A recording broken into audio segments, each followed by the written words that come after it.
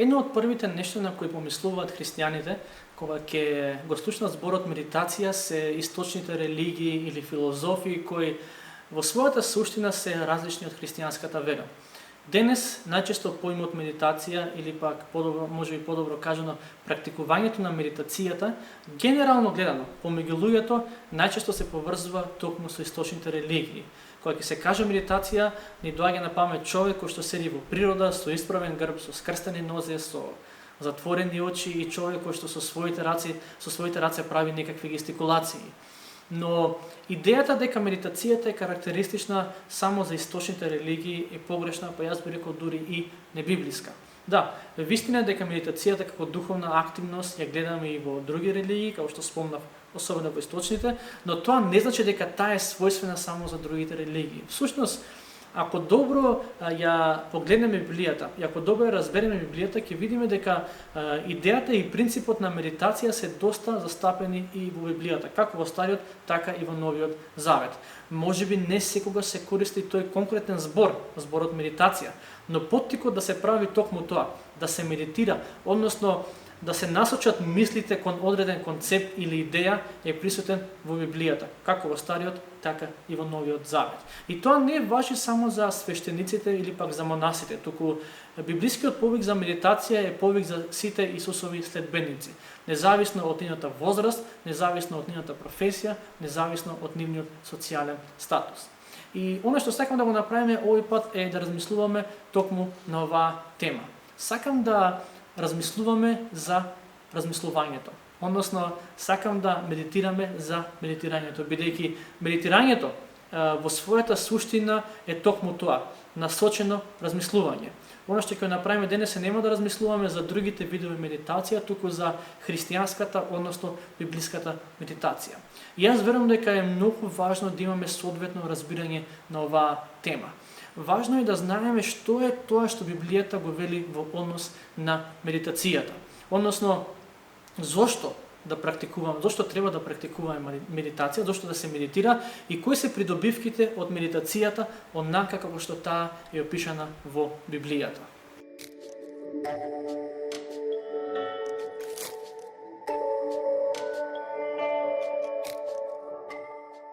Медитацијата во својата суштина е насочено или пак фокусирано размислување на одредена тема.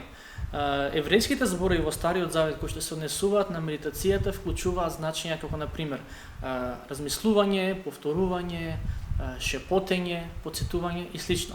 Но главната идеја која што гледаме во Библијата во однос на медитацијата е дека медитацијата ни помага да ги сосредочиме, односно да ги фокусираме и насочиме мислите на одредена тема. Сега, нам денес ни е многу тешко да ги сосредочиме мислите, бидејќи постојано ни бегаат на разни страни, особено во 21 век. Ние денес имаме проблем со расеаноста. И затоа медитацијата е нешто кое што, ако одлучиме да го практикуваме, на почетокот нема да ни биде баш многу лесно, но вреди и треба да се проба. Всушност, верувам дека еден од главните лекови за расеаноста во 21 век е токму медитацијата, односно библиската медитација. Библиската медитација е всушност медитација за Библијата. Што мислам по тоа? Медитацијата, односно насоченото и фокусирано размислување на кое ние како христијани сме поттикнати во самата Библија, е размислување кое што ќе биде насочено кон она што го читаме во самата Библија, како во Стариот, така и во Новиот Завет. Она што денес сакам да го направиме и да го земеме за пример Псалм број 1, кој што денес ќе ни биде основа за практикувањето на дисциплината на медитација. Но исто така, од овој псалм ќе видиме кои се придобивките од практикувањето на она што го нарекуваме библиска медитација. Во Псалм број 1 го пишува следново: Блажен е оној човек што не оди на советот на безбожниците, не застанува на пат на грешници и не седи во друштво на развратници. Туку му омилел законот Господов и за законот негов дење и ноќе грижливо размислува.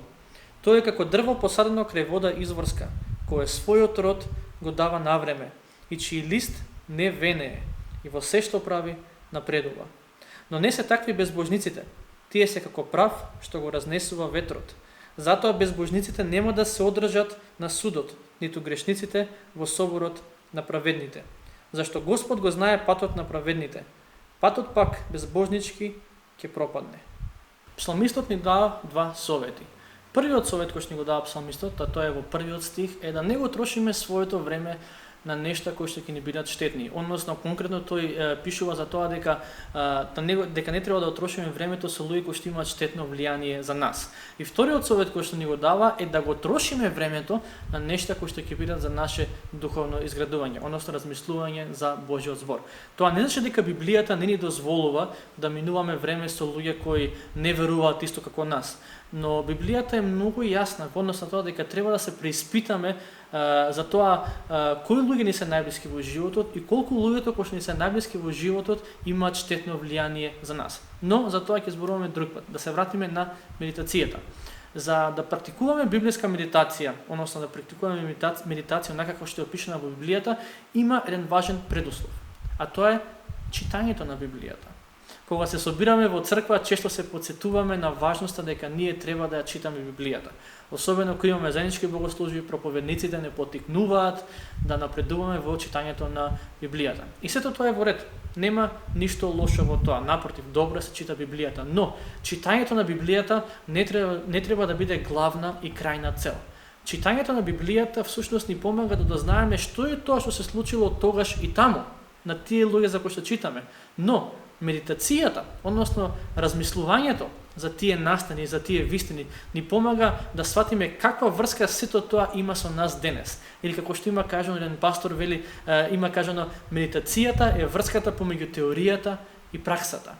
И затоа е важна медитацијата, односно размислувањето за она што го читаме во Библијата. Ако ние само го читаме Божјиот збор, но не одвојуваме после тоа читање време да размислиме што е тоа што сме го прочитале и каква примена има сето тоа за нас денес во оваа ситуација и во овие околности, тогаш не би рекол дека си го трошиме времето ако само читаме Библијата, но би рекол дека се задоволуваме со многу помалку од тоа што Бог сака да ни го даде како духовно богатство, бидејќи медитацијата е патот кон длабочините на Божите богатства кои што се закопани во Библијата. Тоа е исто како гледање документарци за животот во океанот. Јас уживам во гледање документарци. И сега, кога гледаме на пример документари за животот во океанот, камерите кои што снимаат под површината на водата, секој пат ни даваат поинтересни снимки од океанот отколку оние кои што само ја снимаат површината на водата. Истото е со читањето и со медитацијата. Читањето на Библијата е како оној дел од документарецот кај што ја гледаме површината на океанот. Да, ќе видиме на површината некој делфин или пак по некоја риба или некој пингвин, ама ништо повеќе од тоа.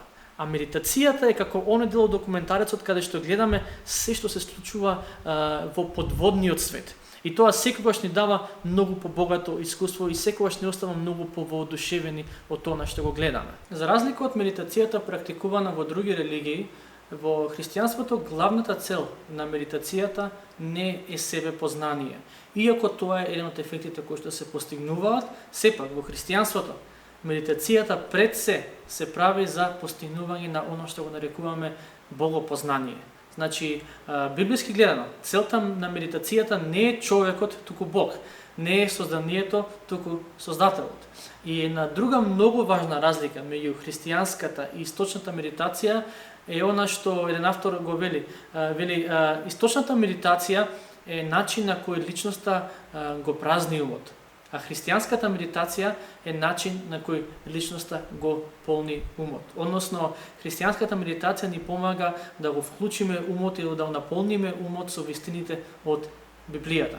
Сега, библиски гледано, кога ќе го спознаеме Бог преку читање и медитација, се разбира онолку колку што можеме да го спознаеме Бог, бидејќи не можеме целосно да го спознаеме, но кога ќе го постигнеме тоа ќе резултира и со подобро себепознание. Значи, богопознание води кон себепознание, бидејќи преку читањето на Библијата и медитацијата ние го спознаваме подобро оној во чиј лик сме создадени. И спознавајќи го Создателот, ќе ги спознаеме и созданијата. Имено ќе се спознаеме подобро себе си и луѓето околу нас. Медитацијата ни го открива Божјиот карактер, а истовремено и го оформува нашиот согласно неговиот. Но богопознанието и себепознанието ќе не водат кон променет начин на живење. Значи, богопознанието или некоја што го нарекуваме теологија, никогаш не е сува теорија, туку секогаш е теорија која што води кон пракса. И медитацијата ни го дава токму тоа. Погледнете го Псалм 1, тоа што го читавме претходно, каде се зборува за човекот кој што покрај другото грижливо размислува за Божиот збор. Таквата личност ќе доживее 3 практични придобивки. И ова е ветување од Божиот збор кој што се однесува на секој кој што внимателно размислува за тоа што го чита од Библијата. И тоа не вклучува и мене, и тебе, доколку ја практикуваме медитацијата онака како што е опишана во Библијата. Псалм 1 започнува со зборовите блажен, односно благословен, и оној кој што не само што внимава со кого го троши своето време, тоа е првиот стих, туку и е личност која што ужива во Божиот збор и внимателно размислува за оно што е запишано во Божиот закон, односно во Божиот збор. И тука гледаме првата придобивка од медитацијата врз Божиот збор, а тоа е блаженството, односно да се живее благословен живот. Предпоставам дека многу пати сте го слушнали зборот благослов или благословен. Некогаш можеби сте го користеле за други, некогаш можеби други го користеле за вас. Но прашањето е што значи да се биде благословен? Кога гледаш некоја личност и си видиш дека таа личност е благословена, врз основа на што ја квалификуваш таа личност како благословена? Дали врз основа на тоа што таа личност го поседува, дали врз основа на тоа што таа личност го прави, или пак можеби како таа личност се однесува. Еве, например, Библијата ни ветува дека човекот кој медитира, кој што грижливо размислува за Божиот збор, е човек кој што е благословен. И тоа звучи одлично. Но што значи тоа? Еврејскиот збор кој што го имаме преведено како благословен е зборот ешер и се однесува на човек кој што е радосен или пак задоволен. И ова особено се однесува на личност која што чувствува исполнетост и задоволство независно од околностите околу неа. Значи, да се биде благословен не неопходно значи дека животот ќе ни биде цаком паком. Да се биде благословен значи да се биде задоволен и радосен дури и тогаш кога околностите не се такви како што сакаме да бидат. Значи, задоволен во Бог, а не во околностите. Задоволство во тоа кој сум јас во Бог, а не во тоа што јас го поседувам или што ми се случува.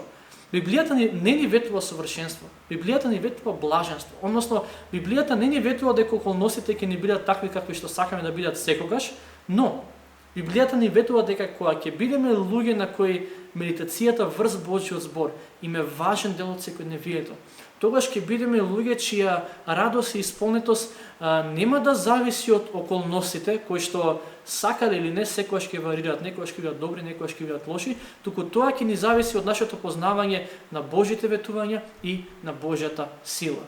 Покрај блаженството читаме и за други придобивки кои произлегуваат од практикувањето на медитација, односно медитирањето врз Божиот збор. Претходно спомнав дека медитирањето како прва и основна цел го има богопознанието. Но богопознанието не менува пред се нас, а со тоа исто така и го менува начинот на кој што општиме со луѓето околу нас. И тука доаѓаме токму до тој момент, до нашето општење со луѓето околу нас. Псалмистот го споредува човекот кој медитира со дрво засадено покрај река. Порано како мали кога игравме фудбал во мало и кога некој ќе направеше некаква грешка, знаевме да му кажеме абе дрво едно. Тоа некој беше како навреда, но контекстот на дрво тука е поинаков. Тука псалмистот споредбата за дрво ја дава во позитивна конотација. Вели човекот кој медитира редовно, кој што ужива во Божиот збор и медитира врз Божиот збор е како дрво посадено крај поток. Дрво кое што дава плод во секое време и неговите лисја никогаш не венеат. И тука можеме се замислиме на зимзелено дрво, кое дури и во зима, кога сите останати дрва ги губат своите лисја, ова конкретно дрво не ги губи своите лисја. Но сите знаеме дека целта на плодовите и лисјата на едно дрво не е за самото дрво да ги користи за себе, туку луѓето кои што минуваат крај дрвото да ги берат тие плодови, да ги јадат тие плодови, а исто така и да седнат под сенката на самото дрво, да речеме во жешко време. И како што дрвото се освежува од изворот, така дрвото ги освежува оние со кои доаѓа во контакт. Пренесено за нас тоа да не значи како што ние преку читањето и медитацијата за Божиот збор духовно се освежуваме од Бог. На ист начин кога ги правиме тие нешта, и ние ќе можеме духовно да ги освежуваме оние со кои што доаѓаме во контакт. Ја приметувате споредбата? Библијата вели дека човекот кој медитира врз Божиот збор, а со медитацијата, нели, како што рековме, доаѓа до богопознание, е благословен човек, односно самиот тој за себе има придобивки од тоа што медитира. Но тоа не е крајот, бидејќи личноста која медитира врз Божјиот збор е личност која што исто така ќе биде за некаква духовна корист на другите околу него, односно околу неа, бидејќи таа личност символички кажано дава плодови и има зелени лисја во секое време од кое што другите ќе имаат корист. Личноста која што медитира за Божјиот збор е личност кај која другите ќе доаѓаат да вкусат од плодот на мудроста, некојаш од плодот на радоста, некојаш од плодот на дарежливоста, плодот на молитвата и така натаму. И како што присуството на плодовите и лисјата се знак дека едно дрво е здраво, на ист начин плодот на Светиот Дух, кој што е запишан во Галатјаните 5 глава 22 до 23 стих, љубов, мир, радост, долготрпеливост, љубезност и така натаму, тој плод е знак на зрелост во нашите животи. Односно, присуството на овој плод е знак на зрелост, а отсуството на овој плод на Светиот Дух е знак дека нешто не е во ред во нашите животи. И Божјата волја не е само да читаме за тоа дека во него имаме мир, кротост, самоконтрола, трпеливост, љубезност и така натаму, туку Божјата волја, верувам дека е преку медитацијата и молитвата да ги добиеме овие нешта во нашиот живот. Истите да станат реалност во нашиот живот и да им не само тоа, туку и да им бидат корист на луѓето околу нас. Уште една многу важна особина на дрвото посадено крај водни извори е тоа што тоа дрво има длабоки корења. Погледнете го контрастот меѓу Псалм 1, 3 стих и Псалм 1, 4 стих. Во третиот стих псалмистот пишува за дрво посадено крај водни извори, кое што е стабилно, кое што дава плод и има зелени лисја. А во четвртиот стих пишува за оние кои што живеат во грев, дека тие се како прав, некои преводи дури велат дека тие се како слама, која што ветрот ја растура низ земјата. Имаме две сосема различни слики на две нешта од растителниот свет. Едната е цврстото дрво, и втората е сламата која што ветрот ја разнесува. Цврстото дрво е слика на човекот кој минува време во медитација. Сламата е слика на човекот кој не го прави тоа. Значи, како што едно дрво со длабоки корења има стабилност, така и медитацијата нам ни дава духовна и карактерна стабилност. Но стабилноста не доаѓа само од читањето на Библијата, туку стабилноста доаѓа од размислувањето, односно медитирањето за Библијата. Кога станува збор за стабилност и ветар, тука верувам дека ова се однесува на животните неприлики со кои секој еден од нас се соочува. Човекот на кој медитацијата му е важен дел од секојдневието и секој ден го практикува тоа, ќе се соочи со тие ветрови добро и нема да биде поместен. Од друга страна, човекот кој не медитира врз Божјиот збор, ќе биде разнесуван на сите страни, бидејќи нема добар корен. Воопшто нема никаков корен. Но не заборавајте дека стабилноста на дрвото не произлегува од она што го гледаме, туку од она што не се гледа со голото око, односно од коренот. На ист начин, стабилноста на верникот, стабилноста на христијанинот не произлегува од тоа што другите го гледат во него, односно во неа. Стабилноста не произлегува од нашата служба за Господ и што и да е што другите може да го видат, туку стабилноста произлегува од оние моменти поминати со Бог во читање и медитација врз Божјиот збор, нешто кое што никој друг не го гледа. Значи, изворот на стабилноста како кај дрвото, така и кај верникот, не е тоа што луѓето го гледаат, туку секој пат она што луѓето не го гледаат. Од Псалм 1 може да видиме дека човекот кој медитира, односно размислува за она што го чита во Божјиот збор, е човек кој што ќе расте во богопознанието, ќе биде благословен и тие плодови од неговиот благословен живот ќе може да ги сподели и со другите. Исто така ќе биде личност која што со стабилност ќе се соочи со опозицијата во животот. Може би за некој од вас дисциплината за медитација е нешто ново или пак библиската медитација е нешто за кое што не сте размислувале. Може би се прашувате како да започнете со оваа духовна практика. И јас исто така, како многумина од вас, сум релативно нов во целава оваа работа. Но на крајот би сакал да ви предложам неколку прашања кои што верувам дека ќе ви помогнат во процесот на медитација. И овие прашања се прашања кои што ги користил познатиот Џорџ Милер кога го читал зборот и медитирал за Божјиот збор. Прашањата се следните. Прво прашање: дали има некој пример од текстот кој треба да го следам? Второ прашање: дали има некоја заповед на која треба да ја бидам послушен? Трето прашање: Дали има некоја грешка која треба да избегнувам? Четврто прашање. Дали има некој грев кој треба да го напуштам? Пето прашање. Дали има некое ветување кое треба да го присвојам и верувам? И шесто прашање. Дали има некоја нова мисла за самиот Бог? Ако сте заинтересирани да практикувате библиска медитација, но не знаете како да почнете и од каде да почнете, би сакал да ве поттикнам кога читате Библијата да ги имате запишано на страна овие 6 прашања и да започнете со нив, како за почеток. И се разбира, овие совети не се некои пишани правила, но се само неколку предлози кои што ќе ви помогнат да започнете.